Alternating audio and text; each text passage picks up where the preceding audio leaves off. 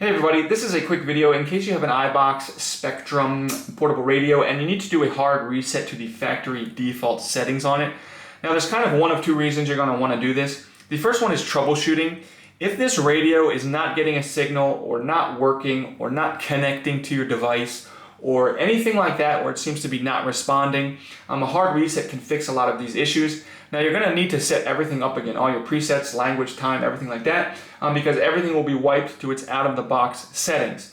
That's the second reason you might want to do this. If you're selling it or buying a used one, or for whatever reason you just want to get a fresh start, like you're just taking it out of the box, we can do that quite easily. With this on, we're going to enter this menu by pressing and holding the menu button, and then we're going to toggle to the system menu.